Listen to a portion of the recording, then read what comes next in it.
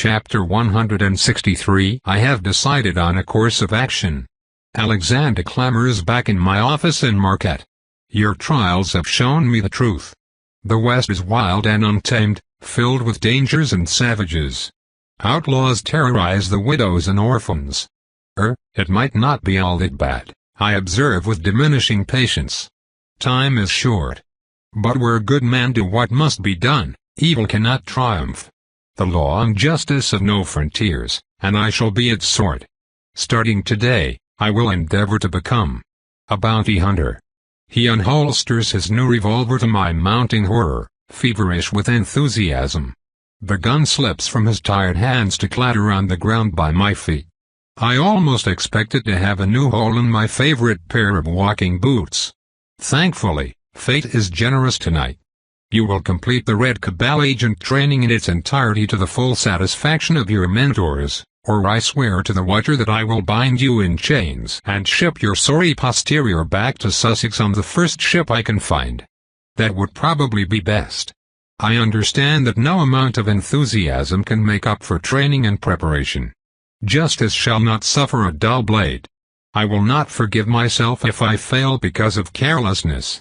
You will find me a devoted student. You will find Oliver a devoted mentor, not me. I have urgent matters to attend to, and besides, I cannot oversee your day training with my delicate skin. Oh yes, the curse. Not to worry. You can depart with your mind at ease. As if I could ever do so within working distance of a bingo. I'll leave him to the training chapter of his life since I have much to do on my end. A ringed bell summons John and Urchin. I need you to prepare for a long trip. We are going west.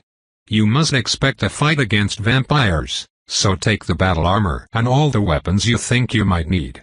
They nod and leave without comment. The next task is both easy and painfully annoying. I must report this development to Safar and request our faction's support in this endeavor. I may be trying to swallow more than I can chew.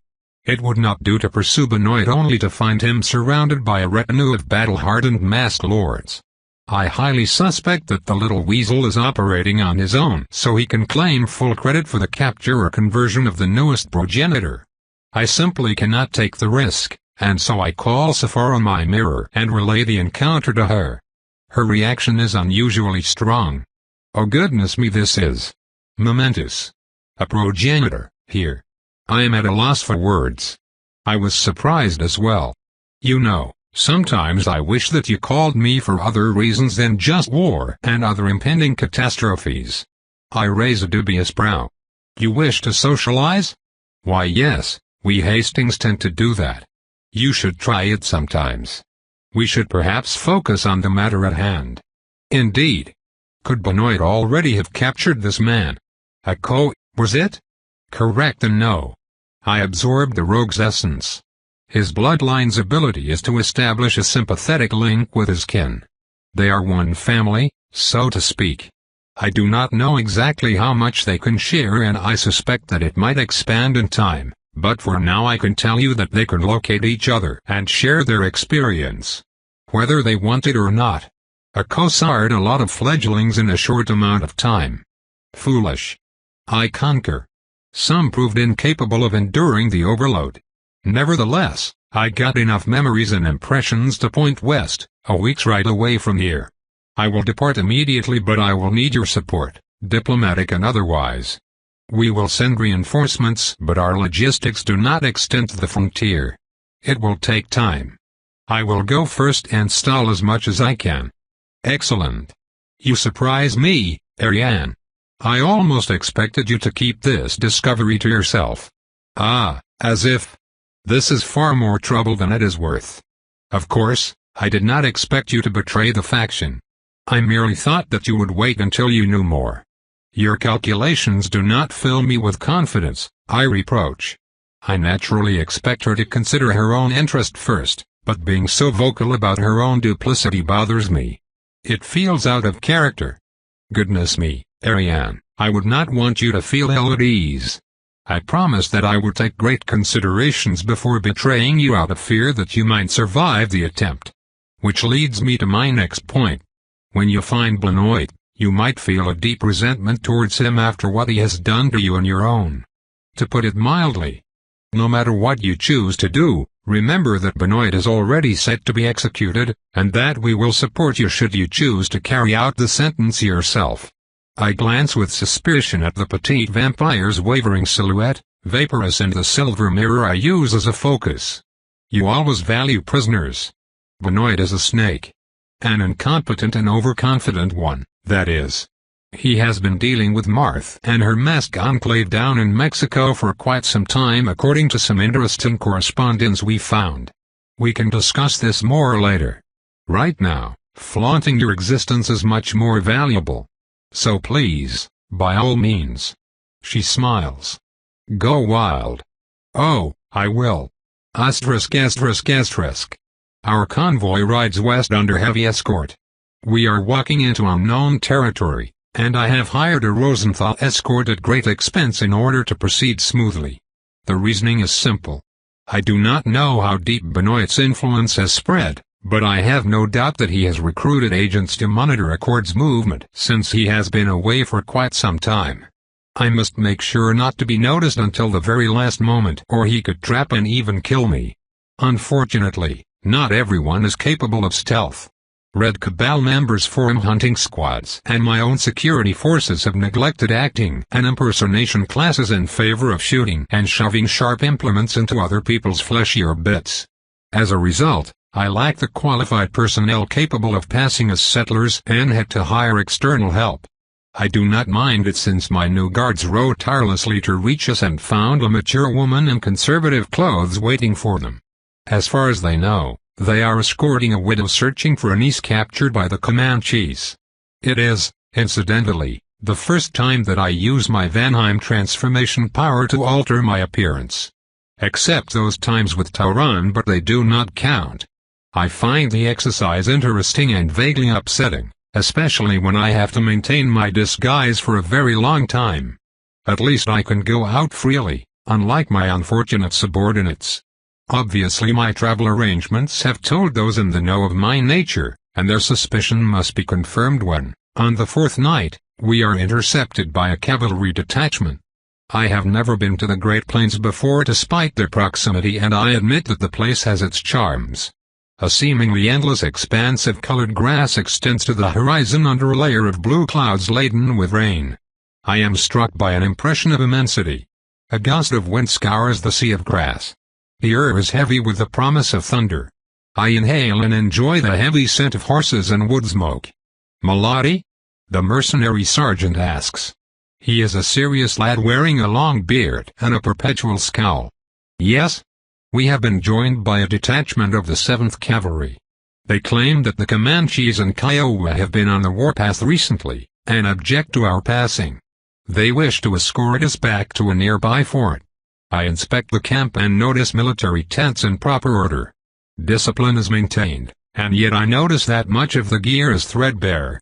I do not know why they would impose upon us like that, Melody. This is highly unusual. They wish to requisition our supplies, Sergeant. The 7th belongs to the Army's Department of the Missouri, and they are notoriously low on everything.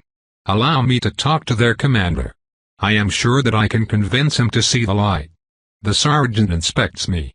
His gaze lingers on my lips, perhaps trying to discern the fangs underneath. This one knows what he is dealing with. If it is you, then yes. I walk to the command tent where a young officer with a drooping mustache and long dark hair stands, smoking a pipe. He readjusts his crumpled hat when he sees me. I perceive no anomaly in his aura, which means that he is not under the thrall of any of my kin. As usual, I do not use charm. Instead, I invade his personal space and force him to take a step back when he realizes that he is a head shorter than me. "Well, young sir, what do I hear? You want to divert our expedition? Well, that will not do at all. Ma'am, for matter of national seconds, you do not have the authority to stop us. You do not have that right unless you suspect criminal activity. Do you suspect me of being a criminal, my boy? Well, no. So here is what will happen. We will leave you 3 crates of fresh vegetables and seasoned jerky, not as a gift, you understand, against a formal letter from you that you acknowledge the reception of said supplies. I will even throw," I lean forward conspiratorially, "a small bag of Arabica beans, prime quality. Then, tomorrow morning, my men and I will ride out into the unknown with your blessing. If you attempt to stop us, we will not comply, and you will have to arrest all of us and imprison us in your fort.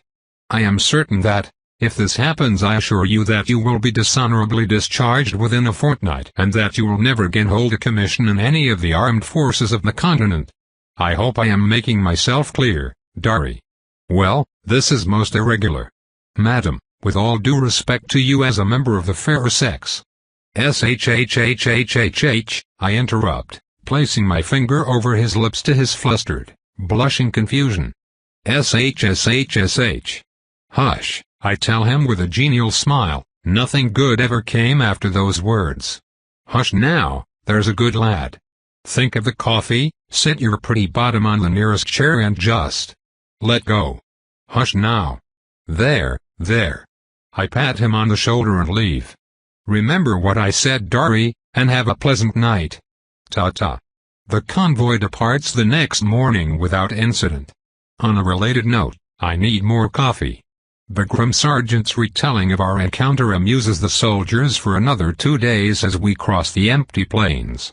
Unfortunately, their mood plummets when we reach the destination I saw in the rogue's memory. The mercenary sergeant enters my safe carriage a little past midday carrying dire news. "Milady, we have reconnoitered the area and found the remains of a village. It was treated cruelly." I ask him a few more questions but decide to wait until night to see the battlefield with my own eyes. "Stay put, Sergeant. We will inspect the camp ourselves." "By yourselves you mean you and your hidden associates?" the man asks. I smile and let him see a hint of fang. "That is correct. You have fulfilled your part of the mission. Will you require blood, perhaps?" he asks. I feel no fear in his heart. "No, thank you. We found a raiding party yesterday." "I see. Well then, take care. Any doubt about our nature is dispersed when we exit the carriage in heavy armor." The sergeant frowns at my hair, suddenly more blonde than before, but my face is thankfully hidden behind a mask, and so my ability should remain hidden this time. A Rosenthal mercenary will not betray the trust of their employer anyway, therefore I have no need to eliminate the potential witnesses. We leave at a fast pace. The plain is so vast and empty today that one only has to open their eyes to see the remains of a sprawling village on the edge of a small lake. All of the remaining tents have been destroyed, but the most striking feature of the carnage is the field of pony corpses littering an entire side of the abandoned locale. As we approach, more elements become clear. The village was attacked by a group wielding firearms as the rotting bodies of warriors we come upon attest. This close, the stench of decay is so thick and cloying that it eclipses everything else. Swarms of flies and the caws of buzzards hide the music of the night, and I find myself shocked not at the dead Comanches we are seeing, but at the methodical fashion in which everything was mowed down. Even the potteries and sacks were not spared the brutal punishment. Despite the dreadful attack, it appears that a significant portion of the population managed to escape, as we find plenty of horse and human tracks leading north. The most recent ones show several thick carriage wheels, which means that the assailants were probably white people. The three of us circled the camp again. This band was successful until someone fell on them like a brick wall. "Mistress, beg your pardon. Look at those bags. Military supplies bags, those are. They probably raided a fort. Or took down a patrol. We would have heard about a fort." "I agree with your assessment." I point at a pile of goods. I see a makeup kit, needles, and velvety fabric next to a mirror that now lies broken. Other civilized goods pop out here and there. Some of the discarded clothes and furniture are quite valuable, which tells me that the pursuers did not come for plunder. It could be revenge, or it could be that Benoit finally found his quarry. Do you think the new vampires raided settlements? Possible. If this is what happened, it might explain how Benoit found Leco. He merely had to follow reports of devastating night raids. How did he even figure out that there was a progenitor? Urchin asks. I shrug. We can figure it out later. Before we leave, I want to check one last thing. We circle the camp, seeing that some of the dead horses also carry saddles and horseshoes of American make.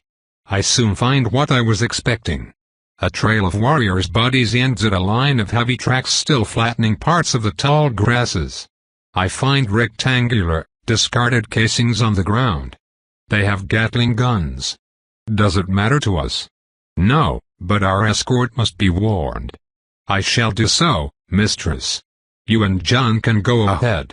Our pursuit takes the better part of the night. We start finding graves at the edge of abandoned camps as well as more dead Comanches and their horses.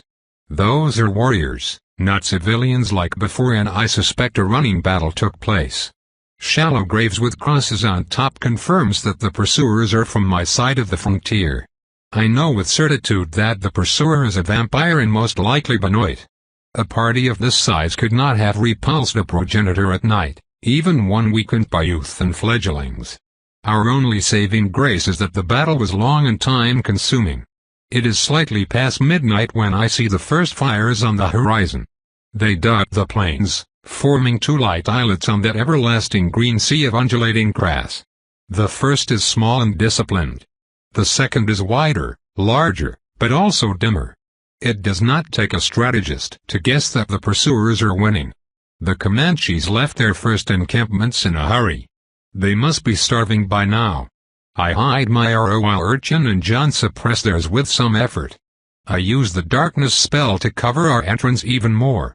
Fortunately, our approach remains undetected until we are quite close, and I see why.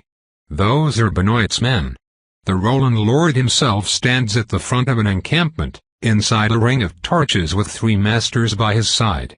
4 courtiers stand guard at regular intervals, including one who faces us but whose empty gaze reveals a deep mental fatigue. For now, Benoit seems focused on the scene ahead and has not detected us. What should we do, Miss Ari? John whispers. I could try to negotiate with a though the loot in his camp shows how much he values my raise. Young vampires tend to keep attachments to their blood and groups. It takes some time before the attachment fades. He would have no reason to believe that Benoit and I are not on the same side. Yes, it would be tricky. That is why I shall not do so. Benoit has kept the progenitor and his remaining fledglings, if there are any, at bay, and I can taste his essence. I can taste all of their essences. The path to follow is as obvious as it is seductive. You will wait here and engage the courtiers when battle is joined. Understood. I keep moving, alone this time, and stop at the edge of the circle. The sentry finally senses that something is wrong and frowns lightly. The poor prey gives me a delectable expression of unmitigated horror when I drop the spell and appear only 4 paces in front of him, in full regalia. I believe I shall cherish this memory for years to come, and, to express my gratitude, I salute him with a nod as I pass him by. Cries of dismay greet me on my slow walk throughout the camp, not the least because of the absolutely glacial aura that sends the mortals reeling. I see the Gatling guns protected in array to my right. A group of mages in a protective circle stand to my left, whispering with confusion. Benoit feels me and turns immediately. His surprise is replaced by fear and then by arrogance when he recognizes me. I stop in front of the Lord at the end of my casual stroll. He does look respectable in full plate, his handsome face hidden behind a helm. A bloodied greatsword hangs behind his back, a sign that battle has already been joined tonight. His aura covers and protects the 3 masters by his side. I see a woman in a wizard's embroidered robe covered in runes, a warrior with a massive flail, and a last man in darker armor wielding a rapier and dagger. They take a step back. The courtiers group around the Gatling guns. Meanwhile, the armed mortals all take their distance, an amusing yet ultimately vain exercise. If they had a bit of common sense they would be running as fast as their legs can carry them, but the herd instinct has prevailed. Oh, I did see the report on your return, Ariane of the Nirari. And you came alone? A little risky, I think. I smile and do not answer. I fear that I am unwilling to share this prize. First come, first served, he continues. I will admit that I admire your courage, Benoit. You are ready to wager all of your standing, all of your possessions in a single hunt for one of the handfuls of entities that we should still fear. Bravo! There's much power in a lord, as you will discover. And after that I will have some questions for you, such as how you found me, and after that, why, I believe that some of my acquaintances in mask might be delighted to see you again. They were frustrated to see you go, last time. I shall be the pivot of this meeting and many more after. Do you know what I can obtain in exchange for a progenitor? Oh, he does love the sound of his own voice, but I can wait no longer. The frustration of the past months is finally catching up to me at a most auspicious moment. I no longer care about your motives, Benoit. Politics, power plays, they only exist here as abstract background to the matter at hand. I did not want to speak to negotiate or question. I just wanted to say thank you. Benoit is taken aback, I think? Not that it matters. I let go of my aura. I unleash it and let it flow around and through the others. I allow it to seep through the cracks of reality and at the edge of all that vitality and power. Benoit's eyes widen behind the medieval helmet because he knows and understands the implication, but it is too late. Too late. I am already in the middle of the camp where he thought he had me cornered. No one corners a devourer. We thrive in the thick of carnage. This is where we belong and this is where we are at our most unstoppable. Thank you for invading my land and killing my people. Thank you for stealing and destroying what I held dear. Thank you for striking me so ruthlessly and, from the bottom of my black heart, thank you for coming here. This lost place is so far from any information network that anything that happens here, if reported, will be taken as nothing but fables. Here we stand like at the dawn of time, when the elder city emerged from the sands and our kind came into being. We do not need to hide here, Benoit, we are entirely free. We can let go. We can be ourselves, fully ourselves, in all our furious, blood-soaked glory. You called me and I am here, Benoit. Now show me your fangs and your claws and your rage. Let us break the world together. You are a rock and upon this rock I shall build my legacy as the first and only devourer war lady. Magna. Arca.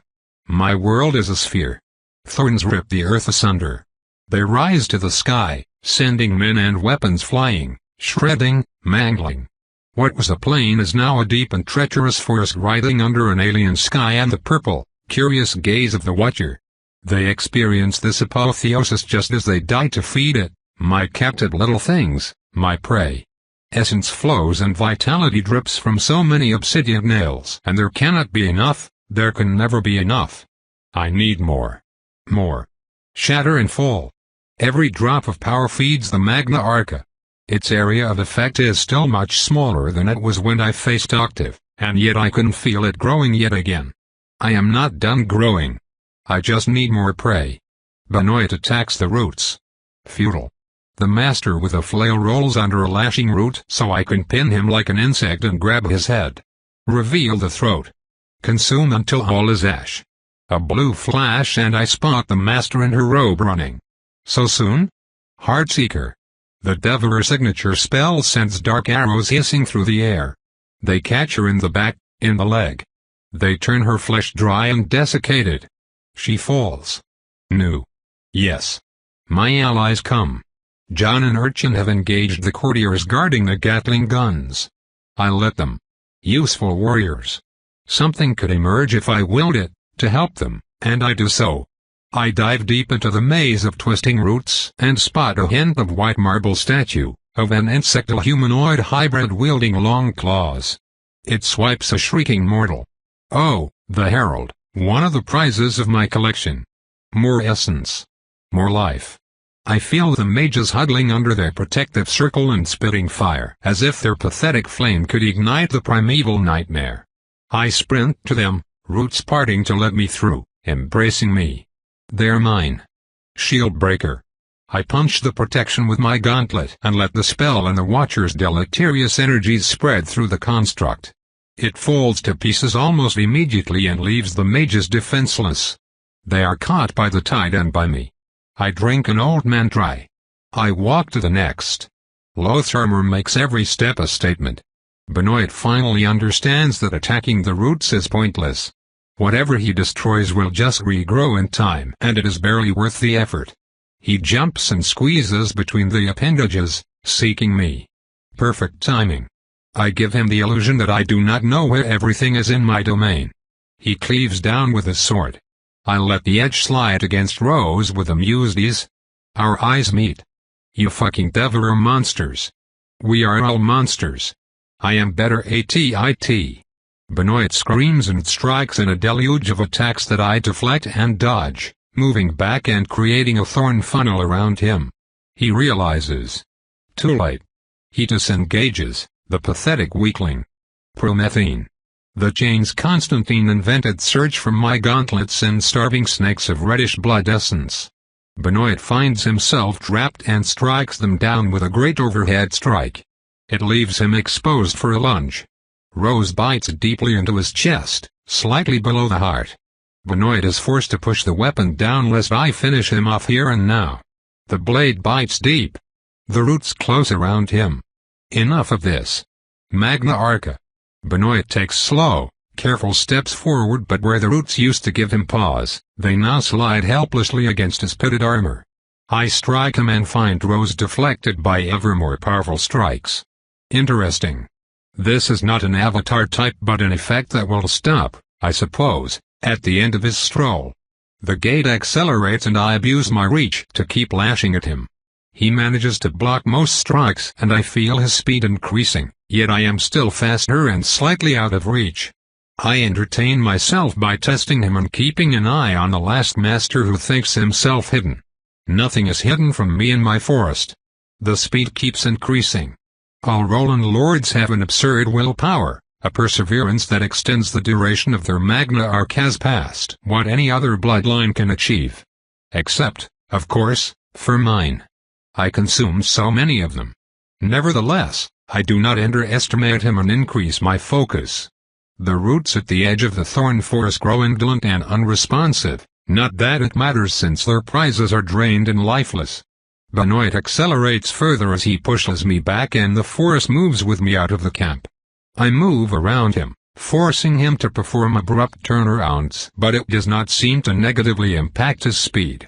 It does, however, impact his patience. Stop running. Stomp and moan your fill. Then I devour you, I retort. I stand my ground more and more, pushing his devastating strikes away with a flurry of blows, deflecting and dodging while lashing out. Most of my attacks do little more than chip the armor, and yet he takes them as a personal affront. You dare. I dare. We approach a climax. For a moment, I let him believe that I can be overwhelmed. A final lunge pushes me back, seemingly destabilized. The enemy master emerges from behind a root and strikes. I smirk and cast the combat's first mirage spell. The illusion catches the two fighters off guard, while a root props me back up and on the offensive. Promethine. The spell and a strike from Rose disable the master, and I dive under a root as the forest rises to prevent Benoit's passage. The Lord rages against the obstacles, in vain. They close around him like a prison. He smashes his weapon repeatedly. Every blow cuts a root and costs me energy, but I can see his Magna Arca unravel. Caught in a trap of your own making, I idly comment. Shut up. Show yourself, you coward. Benoit strikes at what he thinks is me. His sword shatters the shield and arm of a new statue I extracted from my domain. Loth's faceplate turns to him in all its marble-like glory and the Lord stops in his tracks. This allows me to lop his right arm off in one blow. I ignore his cries of pain and supplication while I peel off the helmet to reveal the tender skin underneath. He blabbers about threats and deals, but we are past those. We are so far past those that I do not stop for a single second. After all, I have a prize to claim. Benoit tastes of ambition and scheme. He was powerful and cunning, but he was also arrogant. That is why I did not underestimate him, and that is why I notified so far of my actions. One cannot stand alone in this world. My Magna Arca fades. We stand on the plain with the wrecked remains of the camp in the distance. I walk back to John and Urchin waiting patiently by the bound and insensate bodies of the fallen fledglings. John stands like a hero with his titanic warhammer hanging over his shoulder while Urchin lazily spins knives between his fingers, switching and moving them with his power in a hypnotizing display. They are quite pleased with themselves, and they deserve to be. They took 4 foes with no apparent wounds. An impressive performance. Well done, you two. Take the 2 surviving masters and bind them as well. I will negotiate with our new bloodline. I keep walking calmly to the Comanche camp in the distance. I hear the heartbeats of human scouts in the distance, foolishly away from their camp. Many fall back when they spot me. I do not hide my approach. In fact, I should advertise it more. Let there be light. Ghostly purple orbs appear above my pauldrons, bathing me, and only me, in their radiance. I take my time as I approach my destination and spot horses and mortals in various stages of despair. Those people are thin, exhausted. They teeter at the edge of surrender. They merely need a little nudge. Truly, Benoit paved the way for me. And truly, I owe the Bingles yet another breakthrough. Is this a symbiotic relationship? It does not take long for Rico to show himself. He is a tall, handsome man with high cheekbones and a dark glare. I feel a smidgen of sympathy for his overly long hair, which he will have to braid for as long as he lives. He is almost naked. Only scraps of fabric still cling to his muscular frame over long stains of congealed black blood. The fledglings behind him are in marginally better physical shape, but their faces show a deep suffering. They must have figured out that not all experiences were good to share, and that enough agony members can lead to a devastated community. Ako grumbles a few words in his native language. I ignore him. Speak the true tongue, I know you can do it. More agitated words I'd wager are insults and threats. His voice is gravelly, tired. You are too close to your mortal kin. It will not last. He refuses to communicate. Ah, well. Suit yourself. Magna Arca.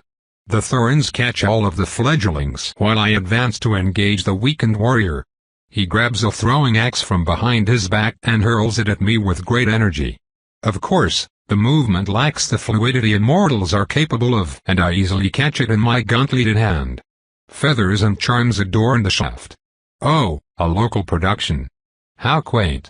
Shred. The full-part disruptive spell cracks the axe, which falls to pieces between my armored fingers. I keep moving forward and cut the shaft of a spear.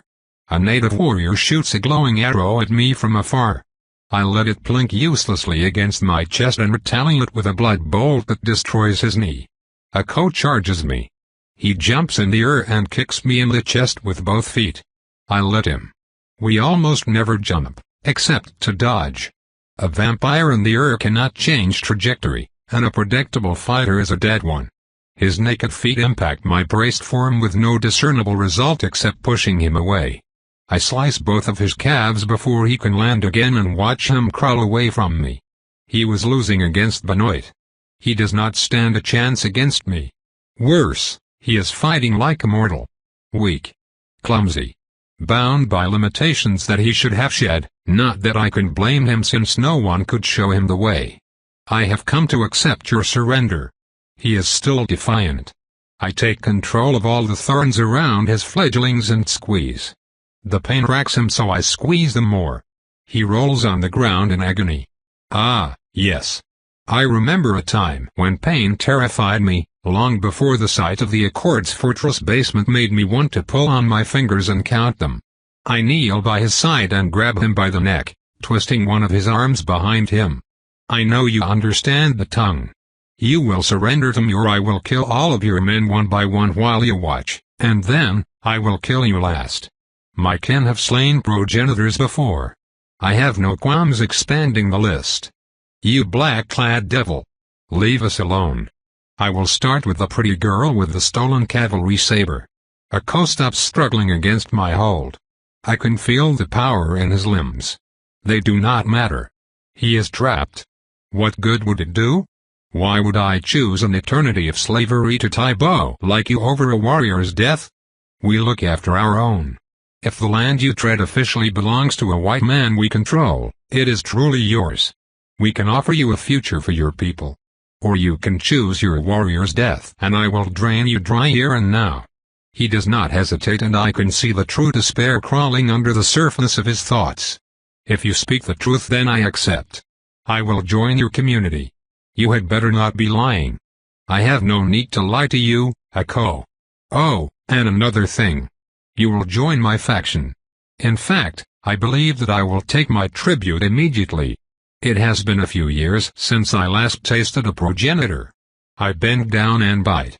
Chapter 164. In the Accords chamber below Boston's fortress, Constantine's arcane display moves more than all the participants put together.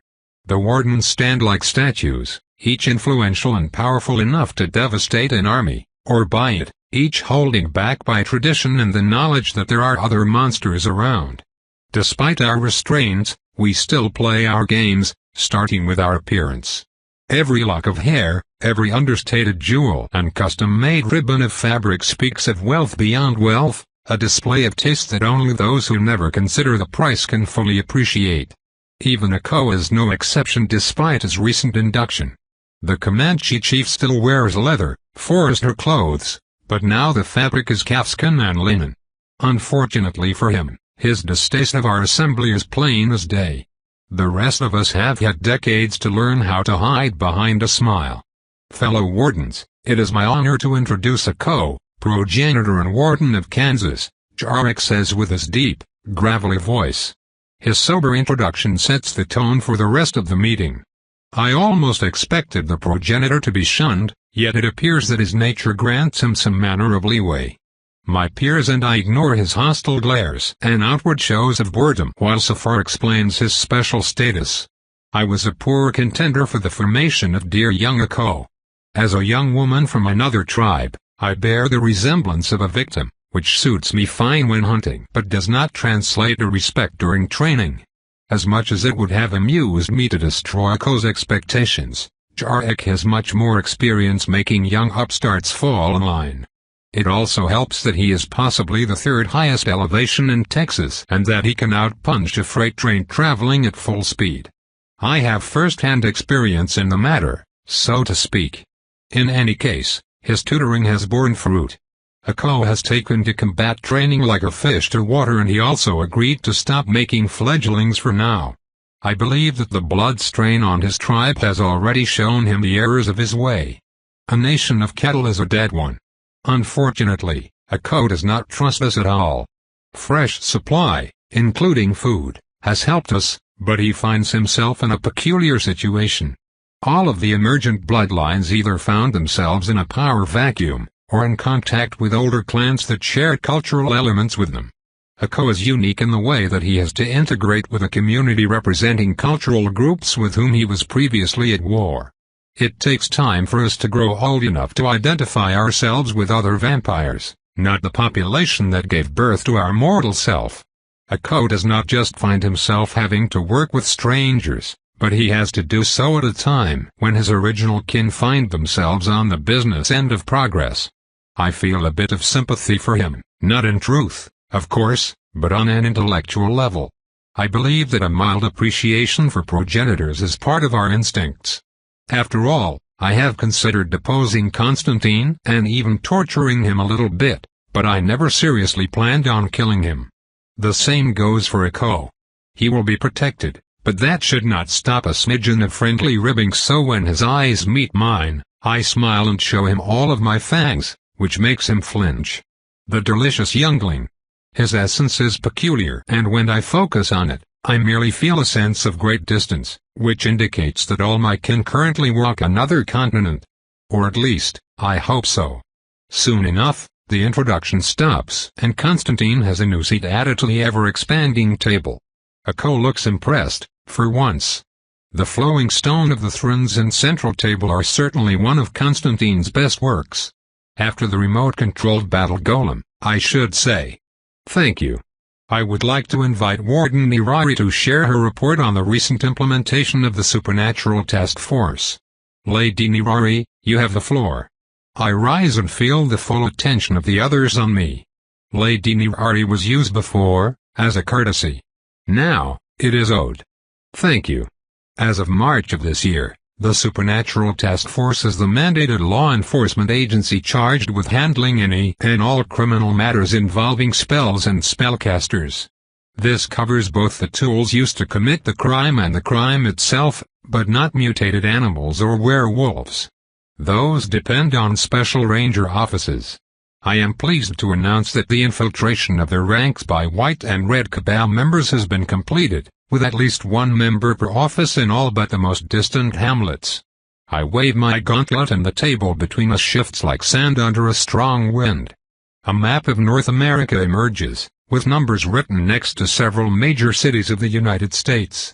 After 2 months of operation, I can confirm the trend we all expected. The numbers you see represent cases assigned to the newly made forces. As you can see, it is quite significant. We believe that many of those cases are assigned in error and the overall number will decrease as local civilian authorities better understand the limits of magic. In the meanwhile, a combination of high workload, animosity from police forces, fear from the general population, and mistrust by their superiors have left those who applied disabused and frustrated. Keep in mind that the recruits we have not seated were mostly idealists. This development should allow us to obtain information easily since their loyalty is low. A warden lifts a hand in a sign that he wishes to ask a question. He is a Canadian Roland, one who is mostly unaligned but often votes alongside my faction. Canada appears to be following a much harder line right now, so he may be looking into ways to improve the situation for his followers. Yes? What benefits does this bring that you would spend that much effort? By facilitating the task force, we will reinforce their image as a necessary evil in the eyes of reluctant populations rather than a group to be systematically exterminated. This is especially valid in the South where reactionary forces are already in play to neuter the consequences of emancipation. The Maj population is our buffer. The more human they appear, the less likely the government will resort to complete cleansing. On the other hand, they will also help us regulate the many spell-casting outlaws bound to come up as more and more people with minor gifts realize their true potential. You believe that spell-casting outlaws will rise in prevalence? Absolutely. Recognized mages are unofficially barred from all major offices. When the mages become aware that they are being discriminated against, many will choose the only path to wealth and power still available to them. Crime. I nod. We must maintain a subtle balance between acceptability and alienation. Too far into alienation and powers will turn the sky red. Too much acceptance and the Supernatural Task Force will see their job as a way to escape the social stain while their own population see them as traitors. Neither outcome is desirable. Our campaign of disinformation has made our existence close to a myth and we should strive to keep it that way, reach a new equilibrium. What of the werewolves? Their existence opens the door to questions. If they exist, then other species might exist as well. Werewolves are cursed humans. It is what they are and how they have been presented. The discovery of the Fae would pose a greater risk for us. The Lord nods. Others ask more questions, mostly legal details and local specificities. I expect a lot of letters and correspondence in the near future. It is fortunate that I was granted a staff to handle most of the information exchange, or the workload would have been simply too much. The same goes for finance. The burden on covens has increased exponentially, to the point that the Accords have become pretty much a shadow government. Now I need to sacrifice a portion of my income just for taxes. Ugh. Thank the Watcher for Rosenthal Creative Accounting. Because of them, I have added tax evasion to my long litany of misdeeds. Our aggressive grab on all sorts of frontier and post-war assets really came as a windfall. After me, Lord Saron of the Cadiz advocates more funding for the various safe havens we are building in the wilderness for our followers and us, should the worst come to pass. I reluctantly vote in favor and soon the council ends. We line out, coming to the surface shortly after. The air of early summer night greets me in all its complexity. Our fortress hugs the Charles River to the north and its muddy smell mingles with that of flowers Steward Wilhelm affectionately cultivates. Beyond that comes the vast swell of humanity and more distant, the Atlantic Ocean. It almost tastes like home now after all those years despite my painful first memories. I walk out onto the inner courtyard with John joining me.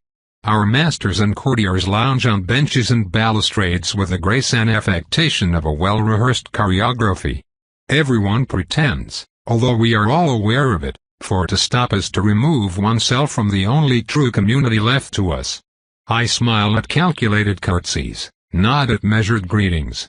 This waltz is much preferable to the alternative when so many touchy predators gather in the same spot. I convince myself of this while exchanging names with a young fledgling. By the watcher, was I so bleary-eyed at her age? She looks like someone woke her up with a bucket of cold water to the face.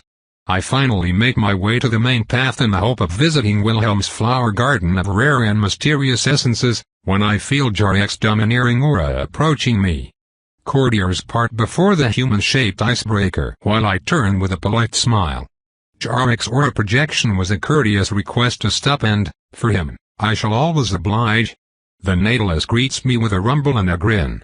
Lady Nirari, we have not had the time to catch up since your return. We have both been busy, Lord Jarek. How may I help you? His grin only widens. I want to see what you learned, of course. And since you're a lady, I can be more myself.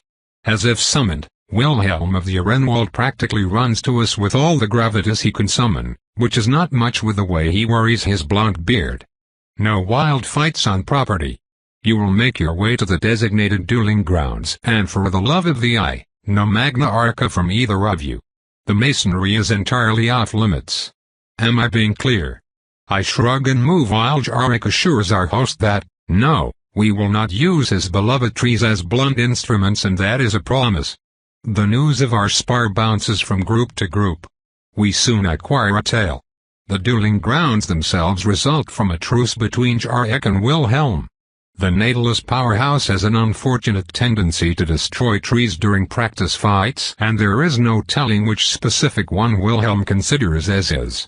As a result, a thicket was cut down on the southwest side of the manor to accommodate an arena of sorts, with the understanding that combat would be confined to its limits. Casual combat, that is. We conduct ritual duels in an enchanted underground arena. No Magna Arca, no armor. I will use magic, I warned the tall man as I fastened my gauntlet. I am not going toe-to-toe with that mountain without some sort of edge. Conquered essence can only carry me so far. Of course. Jarek says, uncaring. No breaking the windows. Wilhelm complains from behind a line of spectators. Ready? I barely have time to assent that Jarek rushes forward, fists materializing on his massive hands. He is nothing if not consistent. Since I fully expected it, I take a step back into the side while whipping Rose out. The unexpected movement sends the tip exactly where the massive lord's throat is. He tilts his head and the blade merely slices his cheek. Another sidestep takes me away from his downward follow-up jab, and the dance is on. I attack mercilessly to prevent myself from being overwhelmed. Jarek's style is heavy and powerful, not as precise as Octave, but designed to work with his main arca. He merely needs a glancing blow. A small opening is enough. As long as Jared connects, the next hook will connect harder, then the next, until his opponent is paced on the ground. I move by half steps to keep ahead when I realize that he is more defensive than usual, much more, and I realize why. He does not wear armor. Neither do I. We would probably both prefer to keep our clothes intact. So I aim exclusively for his head. He mimics me and it turns into a game. Even his fists are not enough to protect all of it while I have no shield. We exchange long sequences during which we try to outmaneuver or overwhelm each other. It does not help that we are very familiar with each other's style. Jarek accelerates. I expected it. I already saw him move at his full speed, after all, and find that I can match it. He is strong, so strong, but at the moment he thinks he has me, I cast my first mirage. The fugacious spell leaves an illusory version of me going to the left while I dive right. To his credit, Jarek does not hesitate. He attempts to strike both at once, and I use his weaker position to launch a counter, which he blocks at the very last moment. He is now on the back foot, dodging high and low a series of powerful strikes. I soon corner him on a side of the arena and we exchange flurries of blows with neither combatant crushing the other. Beautiful and exciting. I lose myself in the deadliest dance, no longer trying to kill him but just trying to win our little contest without breaking the rules. It does not work. Jarek is much more nimble than I ever realized simply because he never had to display much agility before. There was no need. The spar turns frantic and I realize that I will not win the normal way, so I do not try. A last vicious exchange reaches its paroxysm and I am at my limit. At the last possible moment, I turn aside and lunge under a jab, scoring a second gash on his face. He adjusts his punch, of course, and my head whips back under the power of the blow. I recover just in time to see a devastating uppercut coming. Twisting, I grab Rose with two hands and cleave down. The impact of the two soul weapons sends a shockwave rippling through the dust we raised. I find my own smile mirrored in the old monster's grin. He does love a good match and there are few who can push him like I can, now that I have ascended. I cannot wait to face him at full strength. We pull back by common agreement and wipe our faces of the blood we shed. Polite applause welcomes our impromptu performance. Some of the mortals are particularly enthusiastic, even though the fight cannot have lasted more than 2 minutes and they probably missed most of the action. A splendid performance, Constantine comments. He had joined the assembly, carefully masking his aura not to distract us. Akko is here as well, looking pensive and, perhaps, a little bit envious. Jarek's desire to test me again stems from his unending battle lust, but his decision to do so publicly is a gesture of help. By allowing me to display my prowess, he cemented my position as a force to be reckoned with. Martial might remains important to us despite our outward courteous dealings. Now, everyone knows that the Accords have gained another heavy hitter. The Natalist Lord and I salute before he clasps his heavy bare mid on my shoulder which I allow despite the cavalier nature of the gesture. He means well. Good show. But you must come south to visit so we can see if you wield your Magna Arca as easily as those fancy illusions. And bring your 2 acolytes, they could use some practice as well. Now that the situation calmed down somewhat, I am sure that I can make the time. Good. And we can go crash some Integris night meetings. They love those. Oh, I would be delighted, I assure him. Then we turn to accept congratulations. I expected to spend another tedious 15 minutes playing the princess, but Wilhelm unexpectedly pulls me aside and invites me into his office, where a hot cup of coffee awaits me. I thank him and take a sip while he explains the reason for his summon. Wilhelm is an interesting steward of the fortress. As suave as he can be with guests, he becomes inexplicably flustered when he needs to ask a favor. Sometimes, I believe that he would rather fend off an irate lady than ask another Coven's courtier for a one-night mission. I am faced with an unusual situation. We have a large economical presence in Boston as you well know. Recently, a toymaker by the name of Smith has enchanted the market with new and expertly made designs that caused quite a stir. The small mortals like it. You can say children. Well, yes. Them. In any case, his fame has been profitable. Unfortunately, Smith must have some issue because he requested you by name. Suspicion immediately fills my heart, but Wilhelm must have anticipated it because he opens a palm in a gesture of appeasement. We investigated. Apparently, you assisted one of his relatives years ago with a family matter. I have solved many family matters, some of them decisively. And that is why we reserved judgment on his claims. Smith has been reluctant to share the details with our envoy. I would really appreciate it if you could talk to the man and see what he wants. It is no obligation, and I would normally not bother you with such an errand were it not for his public presence. I nod and shrug. I find myself in a lull between crises right now and needed to get to town to order new dresses anyway. Give me the address and let us see what this man wants. It is as they say, the reward for good work is always more work. Asterisk. The plush toy shop is still open by some miracle, or rather it is not, but a light burns behind the drawn curtains. The toys themselves show an expert hand with poppy-eyed designs and exquisitely made articulations, and yet some details bother me. I detect a hint of alienness in them. A pointy ear, a fluffy piece of white fabric cut into a slightly too sharp fang. The effect only appears under certain angles and to those who pay attention. A daring artistic choice, and perhaps nothing more.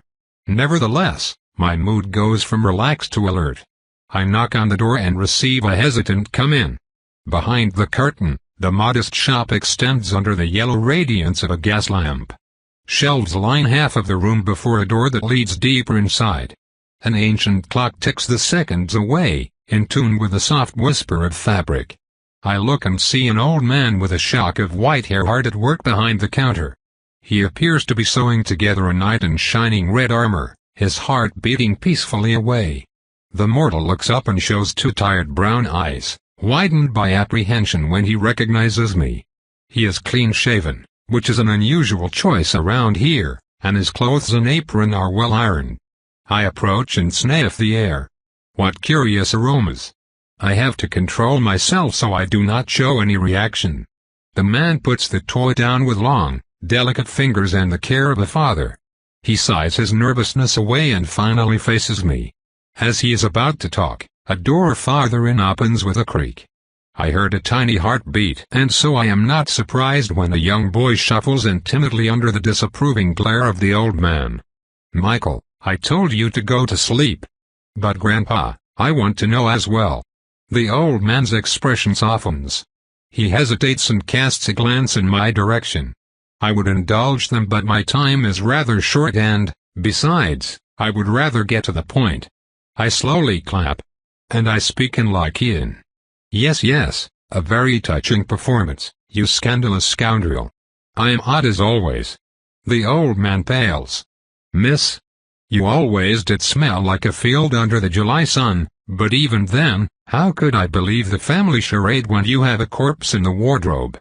I can taste the rotten preservatives from here." The old man's expression turns into a scowl. "I told you to seal it," he accuses his grandson in Lycian as well. "Ah, oops," the boy says, revealing needle-like teeth. The childish demeanor and size stay, but his eyes turn the black of a bottomless pit. He saunters to the wardrobe and opens it, revealing an exact copy of the old man in front of me, only clearly dead for a while and stuffed.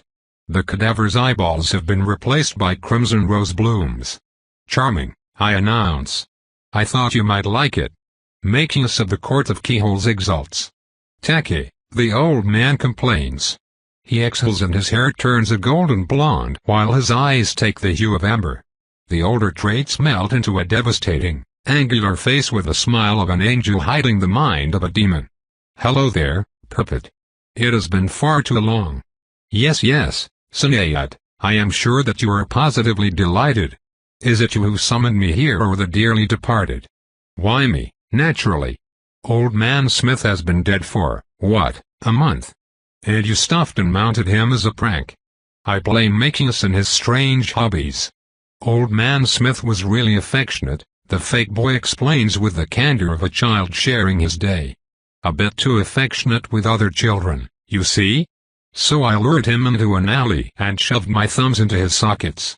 Gross. But fun. Ugh. Why would you ever do that? Best way to get vitreous all over your face. I have a lot of experience. And vitreous is really tasty. His court regularly asks payment in eyeballs, Sinead adds helpfully. They are squishy and delicious. To each their own, I suppose, I grumble. Icky. Now, why did you two troublemakers come to my little corner of the world? I ask with a voice that drips with disgust. Look at her, Sinead complains, too young to have lived through 10 Fae seasons and already jaded. Ah, the debutantes these days. You complain a lot for someone who is practically cradle-robbing, making us objects.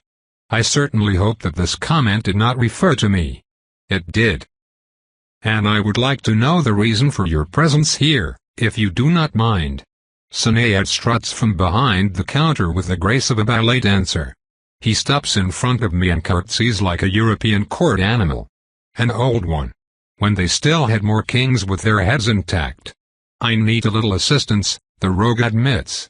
Of course you do, I scoff. You only ever show up when you need my help. What is it this time?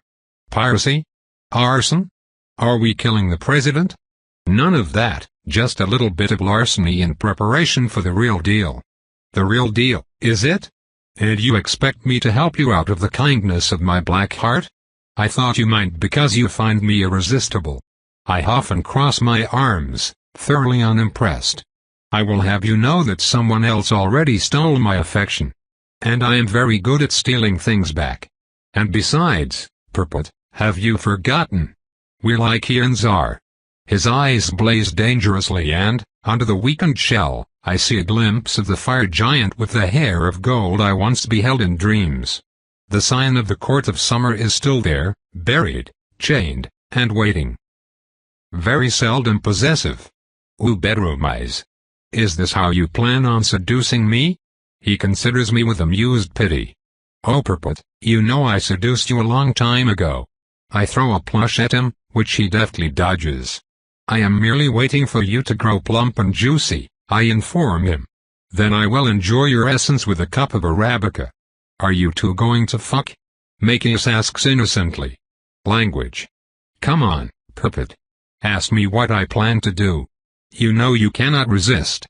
Well, I should figure it out, if only to protect myself. I sigh. I knew you would see reason, the insufferable man declares. We will have to proceed carefully for some time. 30 years at most, a blink of an eye really. And then, we shall commit the greatest, most ambitious heist in the history of this planet. The bards shall sing our praises for eons. All the courts will know our names. Why, we could even be depicted in living statues while we pass into eternity as the greatest liberators who ever lived. I lean forward, intrigued despite myself. Sinead spreads his arms like a charlatan at the end of his sales pitch. We are going to steal the Fae. You are going to steal the Fae, I numbly repeat. Which ones? Why, all of them at once, of course. Asterisk. It takes me a full minute to recover from that outrageous claim, during which Sinead parades around the shop selling his master plan. It would be absolutely impossible to free the captive Fae by force on a planet where vampires are so powerful, therefore we had two choices. Either we returned alone and notified one of the forces of the Fae planes, leading to an unfortunate invasion of your world and the subsequent extermination of hundreds of thousands of mortals. Worse. We would not be able to take credit.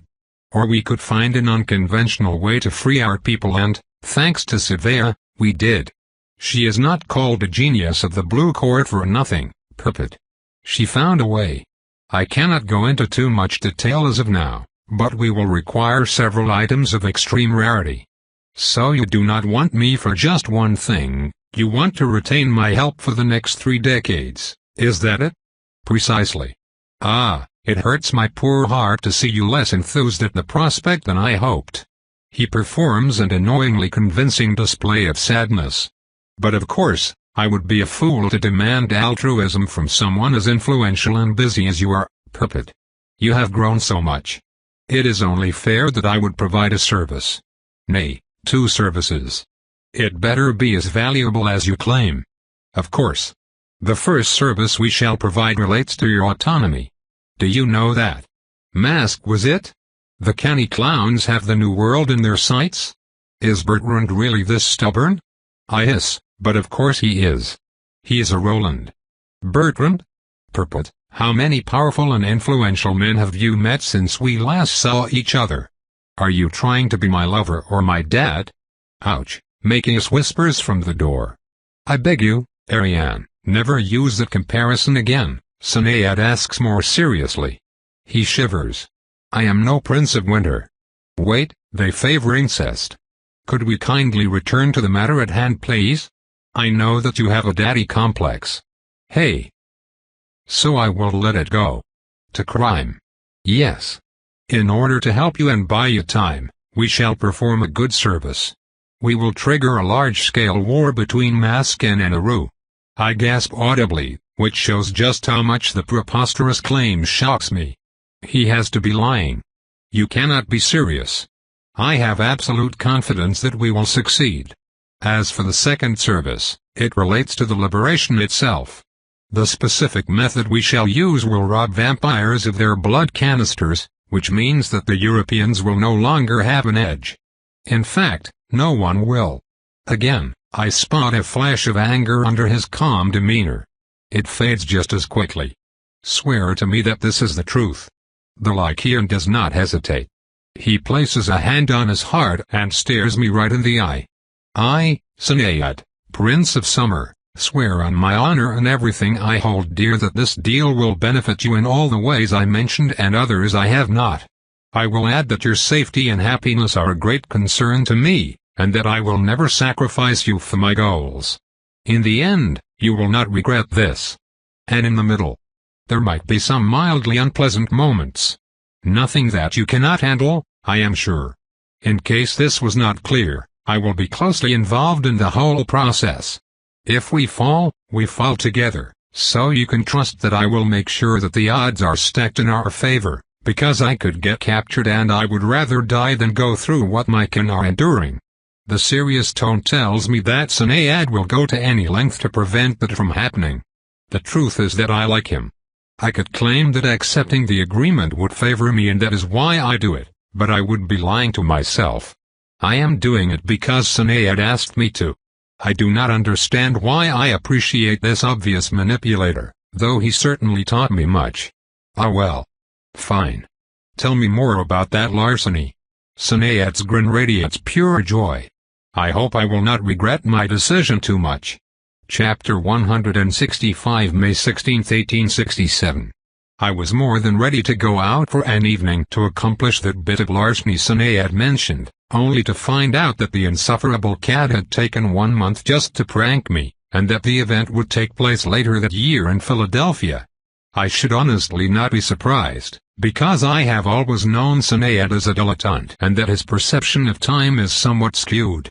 And so I find myself at the top floor of a comfortable inn overlooking the Delaware River, entrenched in a salon with my coffee and my resentment. The cozy salon and excellent blend do little to distract me from my current circumstances. Why, Purpot, I thought you might be excited. This is the birthplace of your nation, after all.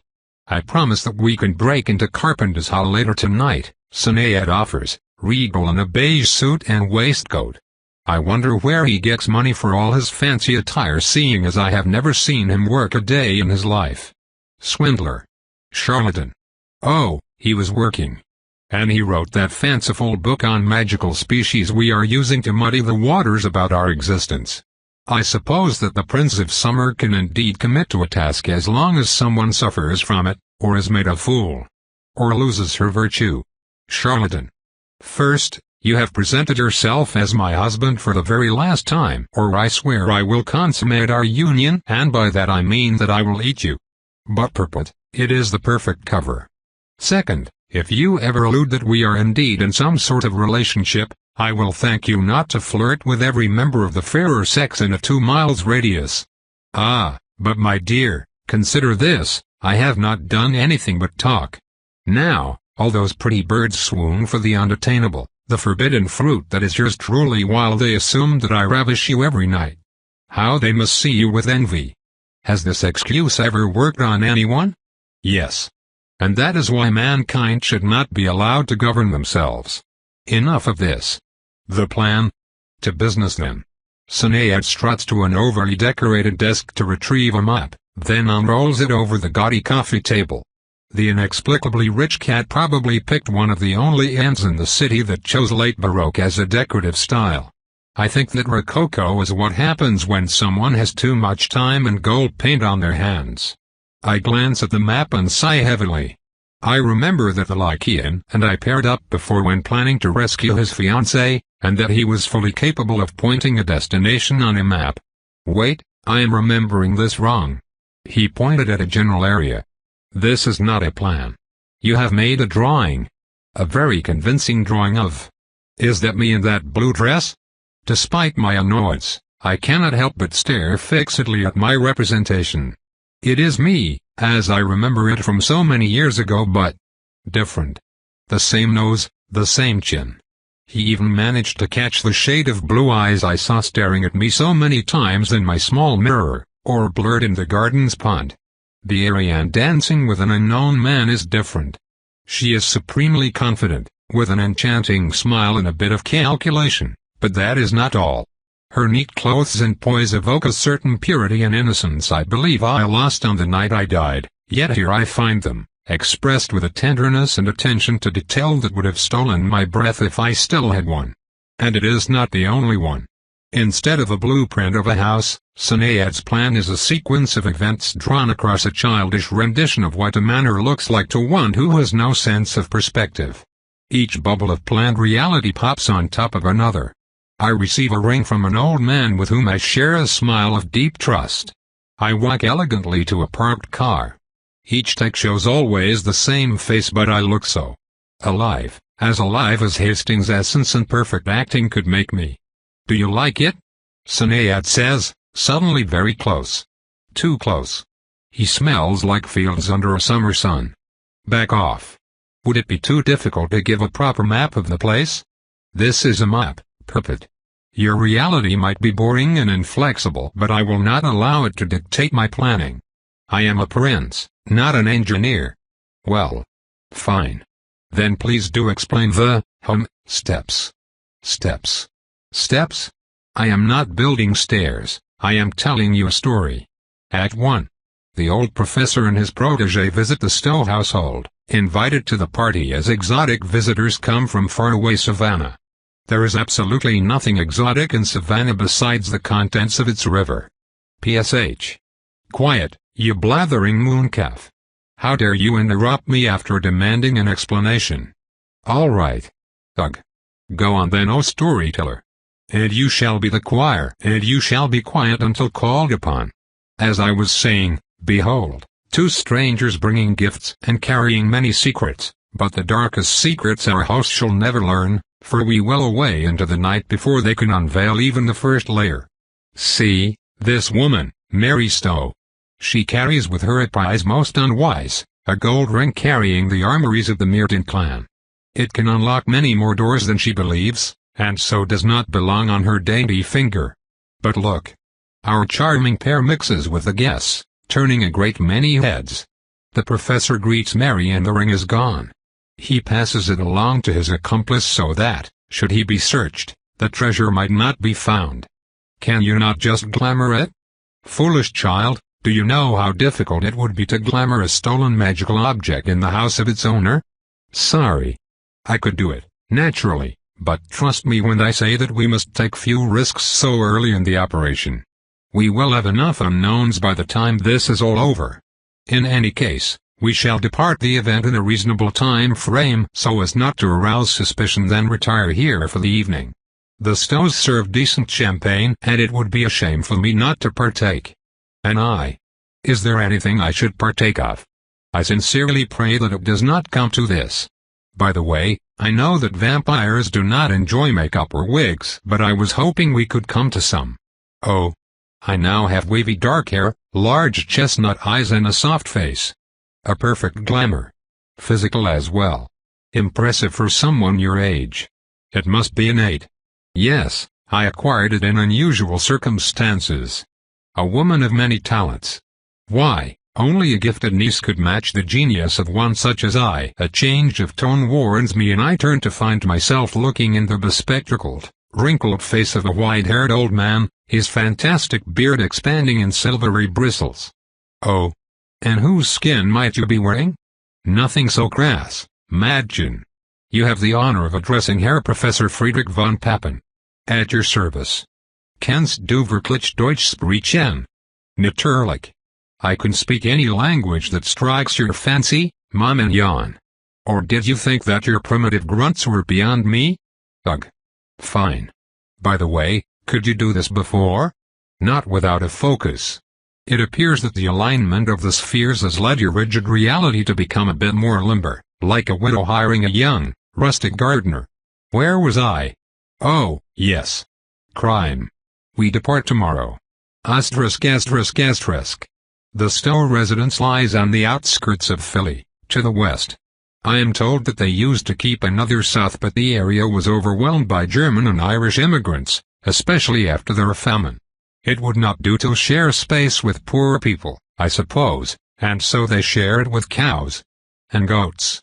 I can smell them from the muddy road. Are you sure you wish to present yourself as a musician? It would certainly be more believable than as a student of. What is it you study? Phrenology. I glare at the scandalous man, currently ensconced in glamour in a dark coat. You study skulls? Can I really go fetch one and you shall analyze it? Of course. I can already deduce that the person is dead. Brilliant. Utterly mind-boggling, but my question remains. What if they ask you to sing? I can eat you here and now, Sinead, and save us all this cruel fate. I am too young to be a governess, and an actress would be too scandalous, hence, a musician. Is it not socially acceptable for women to be painters? Not successful ones. And besides, I do not paint for immortals. If anyone asks for a demonstration, you could draw. I will draw a blade before I draw a pen for my prey. You should paint me. I have. Can I see? No. Asterisk asterisk asterisk. The Stows knew they could not match the wealthiest families of the land, and so they did not make the attempt, for which I must credit them. It takes much to impress me after Constantine's fortress and its mirrored ballroom. Most attempts at majesty fall short in comparison. The Stow estate has no such pretension, and they receive their guests in a series of rooms separated by open double doors. Candles and gas provide enough light to see the varnished floor and sturdy furniture covered in brown quilts. Both the guests and the house itself favor earthy colors and shades of brown, black, and green. The women here prefer high-necked gowns, and I now see the reason why Sinead insisted on a dark blue conservative outfit instead of the lilac ones I have been favoring lately. I would have stood out like a rose on a bed of begonias. And besides, my hair is black for now. I allowed Herr Professor to lead me in, bypassing the flock of young ones by the entrance and garnering quite a bit of hostility, which happens sometimes. Some communities have an inflated image of themselves, and all newcomers must submit to the ruling pair before being allowed to socialize. The blonde man and short, severe dark-haired ones are especially hostile, so I assume they fear a newcomer in their den. A part of me smiles and greets people whose names I will have forgotten in 3 days. I remain demure and shy to fit the obviously Puritan gathering. Another part is amused by the circumstances. I obtained permission to stay here for personal business from Warden Patrick of the Lancaster, a member of Safar's faction. As a lady and someone with weight, I could simply demand the ring and obtain it within a week, wrapped in towel with a polite note. I could also ask Urchin to acquire it and he would oblige without difficulty. I would not even attract that much attention with how busy everyone is these days. I am, technically, slumming it. No self-respecting vampire of my rank would lower themselves to this charade, and yet I believe they should. A little masquerade is always a good practice and, besides, it can be fun. Liebchen, I appreciate you taking care of your old uncle, but you will never find a good party if I do not let you mingle. Go now and make some friends. Oh, uncle. I reproach him with a fake blush. Nevertheless, I leave his side with pretend excitement, eager to throw myself in the mouth hazing. I make my way to the nearby ruling couple who watch me approach like a pack of wolves finding an errant sheep. Good evening, everyone. My name is it true that you are from Germany? Where in Germany? The blond man says. Ah, the old interruption game. My name is Adele von Papen. My uncle is from Germany. I was born and raised in Savannah. PFFF, why would someone move to Savannah from Germany? It is a coastal city, I explain with patience. I know that. Then I fear that I do not understand your question. I smile disarmingly, in a way that just hints that I am provoking them instead of stating it clearly. I could play it more smoothly, but I will not because I am arrogant and prideful, and also unapologetic. So you are a musician then? The short, severe girl asks in turn. A student of music. I would not claim this title just yet. Father Williams says that it counts as a frivolous pursuit for a woman. Really? You never sing when you worship? It is not the same. Those are hymns for the glory of God. Ah, yes. Music conveys emotions with such incredible passion. It speaks to the soul and lifts us in a way that words seldom do, would you not agree?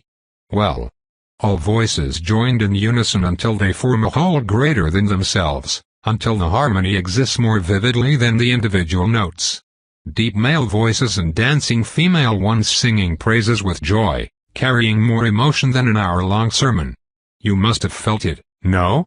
The touch of grace. The woman blinks as I focus on her. It would not do to try and affect the man while I present myself as an outsider. The woman would see it as a challenge. Ah, women can be so frivolous, the man declares with a pompous air of moral superiority. Cease, Andrew, or do you find me leading the choir and singing God's praises to be a frivolous endeavor as well? Laura, I did not mean it that way, he retorts with more anger than would seem warranted. In truth, he is probably disappointed at being publicly scolded in front of an unknown. Well, he should not have started then. Adele, you are probably one of those artsy types, are you not? Do not listen to Elias, he is all happy to hear our voices every Sunday but rehearsal and practice are frivolous. Typical. Uh-huh. I got them to bicker. Oh, that is quite all right. There are so many who appreciate art yet look down on those who toil to provide it. So, you are a singer then? We discuss for a while, with the stern Laura proving deeply knowledgeable about sacred music while her companion Andrew fumes at being sidelined. Ah, yes, vampires. Sowing discord since the dawn of history. Our short conversation is soon interrupted by the return of Sinead, who slips the ring in my sleeve with the grace of the expert pickpocket. Ah, Libchen, I see that you have made friends. And who might those people be? Those are Laura and Andrew. They kindly welcomed me and it turns out that Laura is quite the expert on hymns and requiems. Wunderbar. You enjoy yourself with people your age while I go examine the skull of Frau Peters. It is a remarkable example of deep sensibility. I stop myself from glaring at the shapely woman standing awkwardly behind him. She is flushed and smells of arousal. I find myself deeply annoyed by a little bout of jealousy, though it would be hypocritical of me to comment since we vampires are hardly monogamous. Sinead really got under my skin, somehow, and it appears that age is not helping me grow wise. Oh, uncle, when will you stop your pursuit of science? Off you go then. No sooner have the pair disappeared to beds unknown than a dire scream shatters the mood of the evening.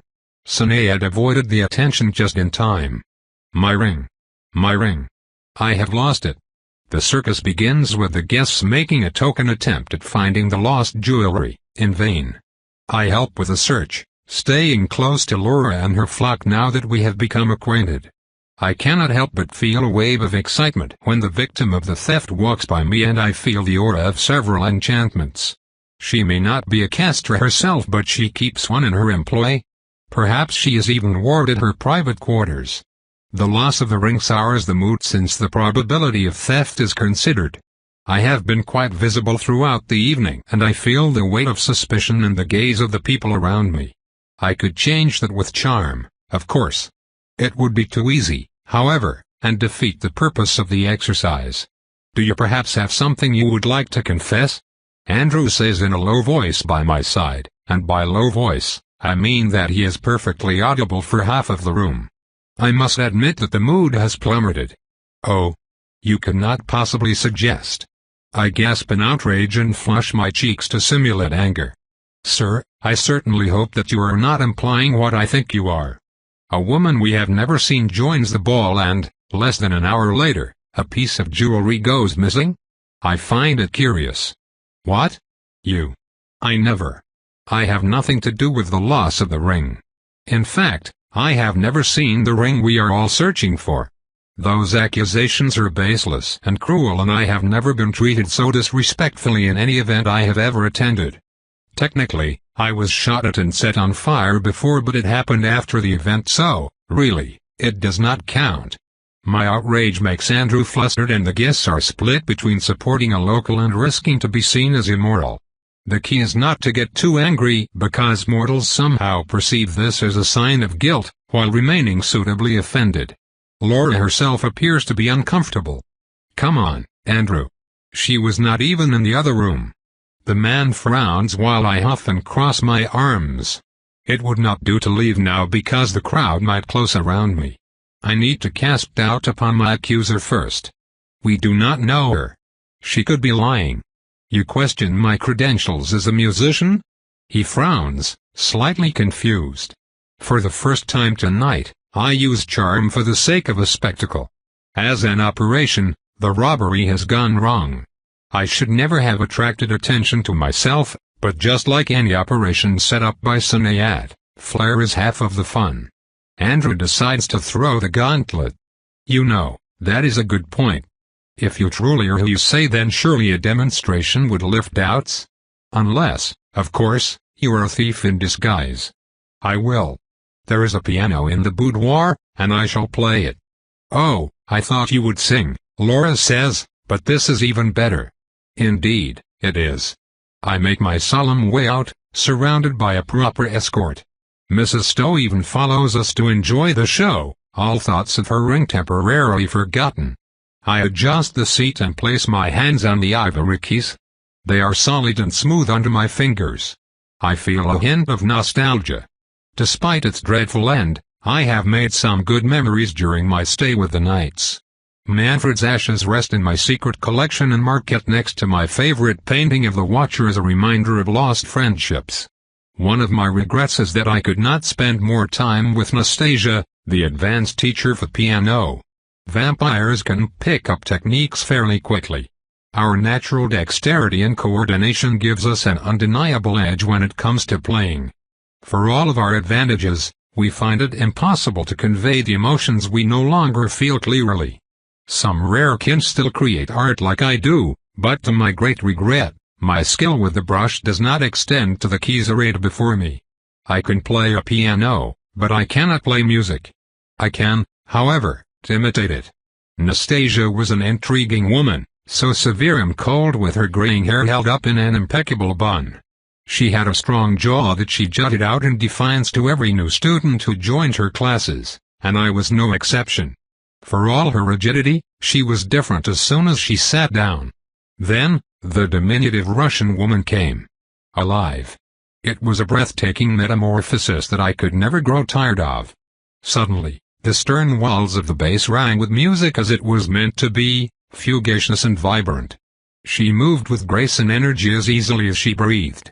She taught me the Marche Hongroise of Berlioz not as a solemn piece but a bouncing succession of phrases, almost naughty in their careless joy. The one piece I asked her to repeat a dozen times until I could ape her was Lady Fix by Liszt, the one I shall reproduce now. I breathed deeply as I remember the curve of her back while she played the first arpeggio. The notes would flow in a waterfall of harmony, then before they could settle she would pull back and start another. Her hands never truly landed on the keyboard. They hovered there like dandelion seeds caught in the wee. You clearly know how to play. I suppose that you are not some lowlife who stole a dress. I turn to Andrew as he stands from a nearby chair and I gasp in outrage. What? To doubt me is part of the game, but to interrupt me. He dares. I suppose we could end. You sit your posterior back down, mister, or so help me I will tan your hide until it shines like a freshly plucked hibiscus, you boorish, vulgar churl. Andrew freezes in terror. He collapses back down while the rest of the assembly gasps in surprise. Absolute degenerates. Interrupting Liszt. I should just Magna Arca the entire place into the afterlife and be done with it. Where was I? Oh yes. I ignore the mutters to concentrate again. She's from Savannah, I heard, hence the southern accent. Hot-blooded folks, aren't they? Arms like a swan aloft on an ocean gale. Yes. The tempo is an irregular one, especially at first. It languishes on some specific notes, only to fly off again. Ah, what I would not do to have a virtuoso play an entire piano concerto in front of me until I can replicate it. I let the memories carry me through the entire piece, loving every second of it. The false silence of beating heartbeats offers a perfect background, and when I stop, no one dares speak. I stand up and gather all of my non-negligible pride as I stride away. I hope you enjoyed it because I shan't return. I proclaim at the front door. Misdeed accomplished. I disappear into the darkness, only to mysteriously re-emerge a few steps away inside of our carriage. Soon, we are underway. I give him the ring and inspect his now natural appearance. Something is off. The smell. I had assumed that you would seduce Frau Peters. Were you interrupted? We merely had a conversation during which I assured her that she was sound of mind and incredibly lucid. She believed me, and I predict that her lying donkey of a suitor will soon receive his due. Why do you ask? It just feels strange not to see you gallivanting. I used a pleasant way to escape the attention while you gathered it. It was stupid of us to do so. They could have found the ring if I had let them. But then, there would be no stakes at all. We always leave a chance to the mortals, Purpot, unless the matter is too serious to leave to chance. You are deflecting. Sinead leans towards me, amber eyes shining ever so slightly in the complete darkness. Is it not vampire etiquette? You may separate depending on circumstances, but while you are together, you are together. It is indeed proper etiquette for us. Then I will flirt and charm the hapless mortals, but none of them shall have me while we work together, yes? I narrow my eyes with suspicion. I find it quite unlike him to exert tact. Sinead shows me an expression of perfect innocence, and so I know with certainty that he is up to something.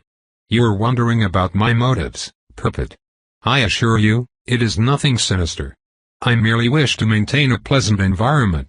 And now, let us away.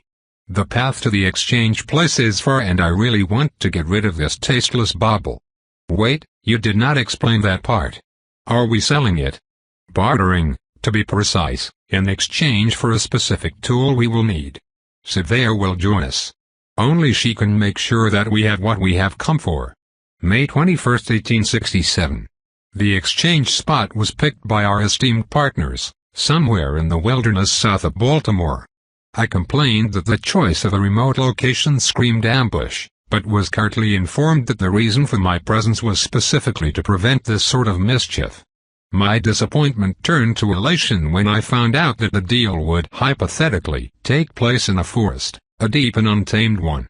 At nightfall, we ride out and turn away from a muddy road past the forlorn mill, stopping at a brook bubbling merrily under low branches. The setting is quite intimate in this dense forest. It makes me want to go for a run. Savea appears from a beast path wearing a beautifully embroidered azure dress. Her dark auburn hair, sharp face and large blue eyes reinforce the fairy-like appearance the grasping branches and poking roots already evoke. She salutes me in a Lycian gesture of respect, which I return with pleasure. Your armor. In the cabin. Get changed, Purpot. We would not want you to be recognized. I find the place easily enough as well as a simply incredible set that I put on. I immediately come out once I am done and stop close to the pair, interrupting their discussion and causing a great deal of surprise. My! It certainly brings back memories. The armor resembles nothing that I have ever seen even in the Sklarag clan arsenal. Most of my body is covered by thin, silvery plates covered in a fine network of runes. They breathe power. The front molds my chest rather snugly, which I find a bit embarrassing. Tiny mail covers the articulations and are strangely silent, especially considering that they are so shiny I expect them to clink merrily like a wedding cake decoration every time I attempt to move a limb, and this is without considering the cloth. I wonder if Savea expects me to attend a royal coronation wearing this blinding apparel. I even have two flowing ribbons in teal popping from my shoulder blades like a pair of budding wings, and it is not even the most shameful part. Why am I wearing a tutu? I ask. It is a skirt, Sinead replies, distracted. He is not done inspecting me. A skirt used in classical dance which can also be called a tutu. A tutu would flare while this skirt falls down. It is maintained in position by clasps, Savea adds helpfully. A controlled tutu is still a tutu. I look down to the gossamer, spidery fabric covering my thighs and my virtue, or what is left of it in any case. It shares the same teal dye as the rest. I confess to being impressed. I grudgingly admit, I can feel the power emanating from the armor, and yet I could perceive nothing until I touched it. We must protect your anonymity. Speaking of which, we had prepared a mask for you, but a change of appearance would work just as well. The armor on you. Sinead stops and confers with Savea in High Lycian. I cannot follow the exquisitely complex and subtle language. Instead, I perform a few moves with Rose and find that the armor does not restrict me in the slightest. Even Loth's old armor had not granted me such a degree of freedom. Could you turn your hair to silver and your eyes to pink? Sinead asks. I frown but I obey. The pair asks for adjustments, including a sharper face. When they step back, my hair falls straight to the small of my back and I have taken on a cold beauty. Uncanny. You resemble a seeker of stolen memories, one of the many factions of the Fey worlds. Stolen memories? I ask, my voice having taken a slightly lower pitch. To my surprise, Savea replies. She walks around me until I feel her light fingers braiding my hair. Not so long ago by our standards, the courts had adopted various methods to mold partners and rivals into minds that were, shall we say, more suitable to their purposes. A gathering of errant warriors united to bring an end to the charade. They saw the theft of one's self-determination as the vilest treatment one could inflict upon another sentient being and forged a pact with an ancient creature we refer to as the Diamond Mind. Every freed slave joined the Seekers as payment, Sinead says. Until entire duchies were consumed by the flames of vengeance. Then, the Diamond Mind went too far and tried to reclaim Winter's prey. The coldest court ever loved their games. An agreement was reached by all to curtail the practice, but not before the plain of Winter gave birth to another twisted landscape. Seekers are rare nowadays. They are also honoringly polite. They always inform you of their intentions, preferably while you hunt a field with only a small retinue. You bear a strange resemblance to one. I assume that it would be preferable to show discretion. I object. You can be memorable so long as you can shed that notoriety like a mask. It will help us, I assure you, Sinead answers. The mages will focus on your unique appearance, one that only exists when it serves our purpose. If you say so. I enjoy the company of seekers, back home, Savea whispers. They talk little. I nod in understanding. I had never considered the question but, naturally, the Lycians miss their homeland. The familiar sight must soothe them. I will never get used to them behaving like people instead of actors in that great farce that is my life. I shall have to consent to the two to them. To be perfectly honest, I love that garment. I merely want to kill anyone who sees me wearing it. And the finishing touch? I thought of a weapon that could fit your style, Savea tells me. She walks behind the tallest tree around, returning with an axe. An enormous, two-handed axe with a crescent blade. It shines with enchantments as well. I use a whip blade. How is an axe close to that? You fight aggressively. Consider it like a cathartic experience, puppet. Try swinging it around a little bit. I had some basic lessons in axe fighting from Jarek, if only because I must know how to face one. This weapon is perfectly balanced. Not only that, but it is surprisingly heavy considering the lightweight nature of the armor. Between its weight and my strength, any strike will be devastating. We should not need it tonight but it will certainly help. With nothing much to do, we wait until midnight, discussing other aspects of Lycian culture. I lose myself in the myriad stories they have. Lycian society has existed for an extremely long period of time. As for how long, the princely pair cannot give me a firm answer because time flows at different paces in different worlds, and the relative speeds between said worlds varies across, well, time. Sinead even alludes that the Court of Blue possesses a device capable of slowing down an entire plane, though Savea refuses to elaborate. It must be quite the experience to live in a world where the laws of nature are merely suggestions. I interrupt a recollection of a 3 days long dance because our guests have arrived, on foot of all things. I signal the Fae and climb to a low branch, ready to intervene should a danger come. A discreet darkness spell suffices to hide me. A trio comes into view. They wear boring brown and black garbs, not forester wear. Their heavy boots trample the wet soil as well as the air and twigs, except for the third man, who inspects my charges with obvious greed in his dark eyes. I almost expect him to twirl his pointy beard. He is a courtier, a rather old one. Decent strength. Interestingly, I recognize Cadi's essence, which implies that he has traveled far for this meeting. The man in the center carries a locked box, while the third bears a musket and a gauntlet, a sign that he is the muscle tonight. They approach with a great amount of caution for people who set up an ambush. Once they are close enough, Sinead lights a blue lantern and welcomes them in a fancy grey ensemble. The scene is set. The beginning of the negotiation goes well, with both parties presenting the goods. I see that the courtier attempts to smell or perceive the phasors, but he struggles to come to a conclusion. My allies are no castaways crashing down on this plane and stunned from the fall. They have learned to hide. The courtier must be wondering if it is worth offending an unknown party just to realize that he only captured eccentric mages. Nevertheless, he takes a step forward, and that I cannot accept. I let the darkness spell lift. The blue lantern shines on me too now, playing strange tricks with the silvery metal of my armor. That is close enough, I tell them. All three newcomers jump. The muscle man aims the musket in my direction, but he does not pull the trigger, possibly held back by my lack of motion. I slowly lean forward on the branch. You do not need to come closer, especially you, Nightwalker. If you know what I am, then you know better than to try and stop me, the courtier retorts, though he stays where he is. His companions look embarrassed rather than scared. They already know what he is. I sneer, and my disdain provokes a reaction from the other vampire. He cannot feel my constrained aura, and so he attempts to charm me. Why don't you come down so I can have a better look? His arrogance melts like dew under the sun when the attempt fails spectacularly. My grin widens minutely. You do not want me to climb down, Nightwalker. In fact, I will even tell you what you want because I can see your destiny. I swing my legs a bit and twirl the massive batleax in front of me with as much ease as if it were a toy. The whisper of displaced air tells the little one all he needs to know.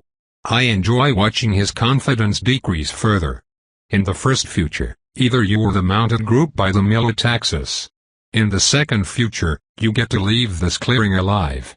You do not know what you are doing. I represent powers you could never imagine. Do not bark your desert tongue at me, Nightwalker. Make a deal or attack, I care not either way, but you will stop wasting my time. The courtier glares and hesitates, but at the end we vampires know better than anyone else that the world is dangerous and filled with unknowns, and some of the unknowns can rip your head off your torso with the spine still attached. Carry on, he tells his associates. They glance fearfully from him to me, then back, but eventually the leader relents. He presents Surveyor with an intriguing item. I see that it is a scepter of sorts made of a curious wood that shines deeply, as if lit from the inside. Dear? Sinead asks. No need to examine it. The imprint has stayed strong. It will do. Sinead nods and tosses the ring to the leader, who examines it covetously. The seal of the Myrtin clan.